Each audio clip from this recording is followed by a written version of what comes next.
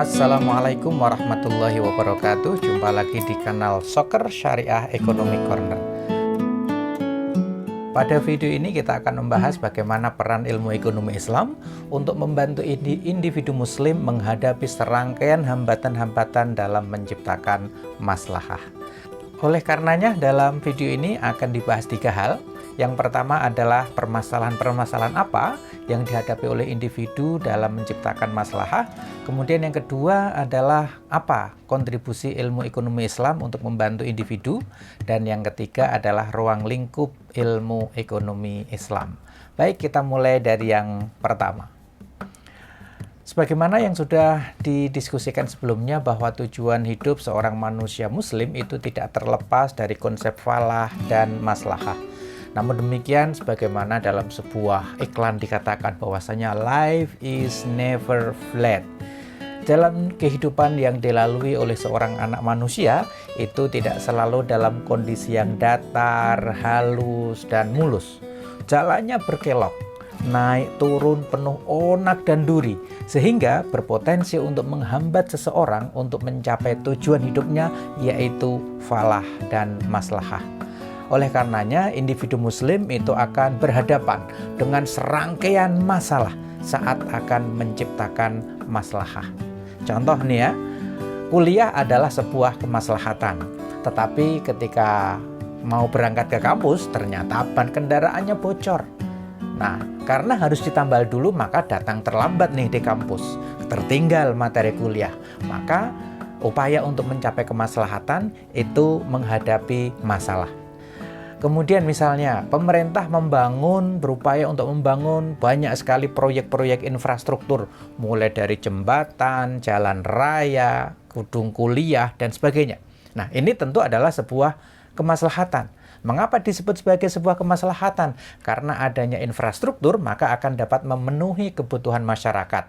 Kemudian yang kedua, bisa membuka lapangan pekerjaan. Dan yang ketiga tentu untuk menjaga perputaran barang dan uang. Tapi muncul masalah, muncul persoalan. Karena apa? Karena ternyata pemerintah tidak memiliki anggaran yang cukup untuk membangun serangkaian proyek infrastruktur tersebut. Artinya apa? Pemerintah dihadapkan masalah ketika akan menciptakan sebuah kemaslahatan. Nah, pertanyaan yang kemudian mengemuka adalah, apa penyebab dari munculnya serangkaian masalah-masalah tersebut? Dengan menggunakan perspektif ekonomi, setidaknya ada 3 hal yang menjadikan munculnya masalah-masalah tersebut. Yang pertama adalah karena adanya perbedaan atau konflik antar tujuan hidup. Kemudian yang kedua karena adanya keterbatasan kemampuan manusia. Dan yang ketiga karena adanya distribusi sumber daya yang tidak merata. Sebagai contoh, nah di sini nampak ada sebuah sepeda tetapi dikendarai oleh 2 orang yang berbeda tujuan. Yang satu ke arah barat sementara yang lain ke arah timur. Kira-kira apa yang terjadi? Tentu akan muncul perdebatan, akan muncul konflik, bahkan mungkin perselisihan dan perpecahan. Oleh karenanya, jika ada kelompok masyarakat yang tujuan hidupnya adalah semata mencari profit, akumulasi harta, serta kekayaan, sementara kelompok yang lain itu menjadikan maslahah dan falah sebagai tujuan, maka itu akan sangat berpotensi untuk menimbulkan masalah sehingga menghambat tercapainya maslahah dan falah. Sebagai contoh nih, misalnya ada masyarakat atau petani yang mau memproduksi gabah, menanam padi di sawah dengan niat apa? Dengan tujuan apa? Tujuannya ada 2. Yang pertama adalah untuk mensuplai kebutuhan pasar akan gabah, sekaligus tujuan yang kedua adalah menafkahi anak istrinya yang merupakan tanggung jawabnya. Tentu ini adalah sebuah kemaslahatan. Namun, upaya dia untuk menciptakan kemaslahatan itu menemui kendala. Mengapa? Karena air sungai atau air irigasinya tercemar oleh limbah pabrik.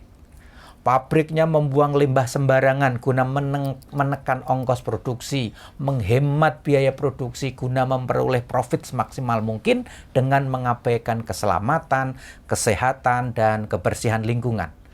Lestarikan alam hanya celoteh belaka. Lestarikan alam mengapa tidak dari dulu? Oh mengapa Jelas kami kecewa. Nah, akhirnya petani yang tadi mau menciptakan kemaslahatan terhambat oleh pihak lain. Nah, pihak lain itu tadi yang orientasinya atau tujuannya sekedar mencari keuntungan, bukan maslahah apalagi falah. Nah, kemudian penyebab yang kedua adalah karena keterbatasan kemampuan manusia. Nah, di sini tampak terjadinya kelangkaan bahan bakar minyak. Masyarakat perlu mengantri berjam-jam karena untuk mendapatkan bahan bakar minyak. Nah, kelangkaan seperti ini tidak hanya terjadi pada bahan bakar minyak, ya. Jadi mengapa terjadi kelangkaan BBM? Mengapa terjadi kelangkaan sembako misalnya? Mengapa terjadi kelangkaan obat-obatan? Nah, kelangkaan BBM itu bukan karena Allah menyediakan sedikit BBM. Kelangkaan sembako bukan karena Allah itu menciptakan jumlah sembako yang lebih sedikit daripada jumlah manusia dan seterusnya. Mengapa demikian? Nah, ini kita pelajari dari ayat qauliyah dalam surat Al-Qamar ayat 49. Allah berfirman, A'udzubillahi minasyaitonirrajim, inna kulla syai'in khalaqnahu biqadar. Sesungguhnya kami telah menciptakan segala sesuatu menurut ukurannya. Jadi kalau Allah Subhanahu wa Ta'ala itu menciptakan 10 manusia, Allah menciptakan 10 perut manusia, maka Allah juga menciptakan isinya. Menciptakan isi untuk 10 perut. Bukan 5, bukan 3, apalagi hanya 1. Jadi jumlah sumber daya yang tersedia itu sebetulnya sudah sesuai dengan kebutuhan manusia. Karena sudah diciptakan oleh Allah sesuai dengan ukurannya. Nah, ini sekaligus untuk mengoreksi terhadap konsep scarcity atau kelangkaan yang selama ini kita pahami. Ilmu ekonomi umum biasanya menyebutkan bahwa masalah ekonomi muncul karena adanya kelangkaan absolut. Dengan menyatakan bahwa masalah ekonomi muncul karena keinginan manusia yang tidak terbatas, atau unlimited, begitu ya. Sementara sumber daya yang tersedia itu terbatas. Ini artinya adalah bahwa terjadi kelangkaan absolut. Karena mau diatur dan di-manage bagaimanapun akan tetap terjadi kekurangan, kelangkaan, atau scarcity. Karena menggunakan premis bahwa sumber daya terbatas sementara keinginan tidak terbatas. Nah, premis inilah yang tidak digunakan dalam ekonomi Islam. Karena dalam ekonomi Islam, kelangkaan atau scarcity itu tidak bersifat absolut tetapi relatif. Maksud relatif adalah bahwa bisa saja sumber daya, baik itu berupa energi, pangan, dan sebagainya, itu ada dan tersedia. Namun, belum ditemukan sepenuhnya oleh manusia. Karena apa? Karena keterbatasan kemampuan manusia. Nah, sekarang pertanyaannya adalah lalu mengapa masih terjadi kelangkaan? Mengapa masih terjadi scarcity?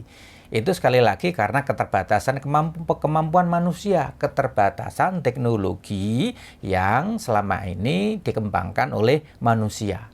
BBM langka itu bukan karena energi yang disediakan oleh Allah lebih sedikit daripada jumlah kebutuhan. Jadi bahan bakar yang mampu diproduksi oleh manusia dengan jumlah besar dengan harga yang efisien itu baru sebatas bahan bakar minyak yang berbasis fosil. Sementara sumber energi yang baru dan terbarukan seperti biofuel, biodiesel ya, misalnya yang terbuat dari jagung, dari kacang kedelai, dari biji bunga pohon jarak, itu belum mampu diproduksi dalam jumlah yang besar dan dengan harga yang murah. Jadi kelangkaan ini terjadi karena keterbatasan manusia, bukan karena Allah menciptakan sumber energi yang jumlahnya terbatas. Bukan karena itu. Tapi karena teknologi yang digunakan manusia terbatas, sehingga BBM terkadang langka dan harganya terkadang naik tinggi. BBM naik tinggi, susu tak terbeli, orang pintar tarik subsidi, mungkin baik kurang gizi. Galang rambut anarki, anarki. Nah, jadi karena keterbatasan kemampuan manusia itulah yang kemudian menjadi salah satu hambatan untuk menciptakan maslahah. Kemudian faktor yang ketiga yang menjadi hambatan dalam menciptakan maslahah itu adalah karena sumber daya yang tidak merata. Nah, di sini tampak ya, karena persoalan air, masyarakat, seseorang tidak bisa kemana-mana.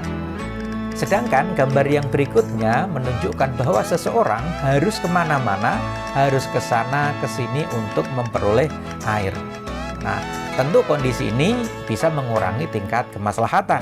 Mestinya mereka berangkat bekerja untuk cari nafkah, anak-anak berangkat ke sekolah untuk mencari ilmu dan seterusnya.